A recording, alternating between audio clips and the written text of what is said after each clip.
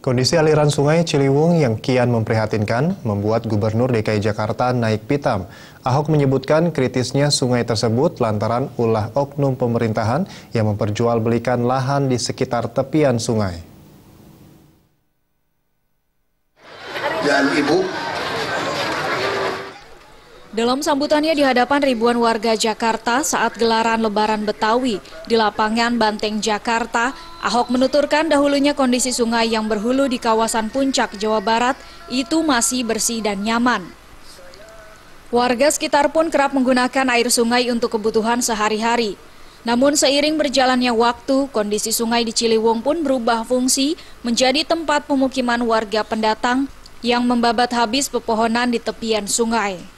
Ahok mengatakan banyaknya warga pendatang yang membangun tempat tinggal lantaran banyak oknum pemerintah seperti camat, lurah, hingga ketua RT maupun RW yang dengan sengaja menjual tanah tersebut. Melihat kondisi tersebut, pihaknya berjanji akan mengembalikan fungsi sungai Ciliwung yang melewati wilayah ibu kota. Hal tersebut pun dilakukan Ahok agar wilayah Jakarta terbebas dari banjir. tapi kenapa Ciliwung hari ini menjadi begitu banyak rumah?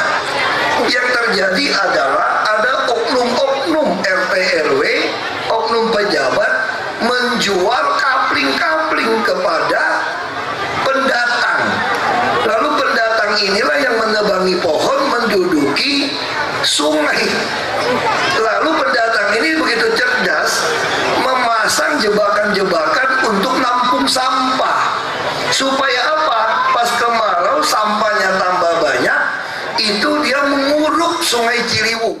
Seperti diketahui, Pemprov DKI Jakarta saat ini telah menertibkan pemukiman warga yang tinggal di kawasan Sungai Ciliwung di Kampung Pulo, Jakarta Timur.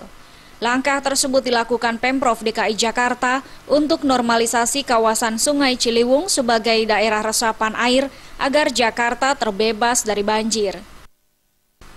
Dari Jakarta, Muhammad Ibrahim dan Rifan Alfidia.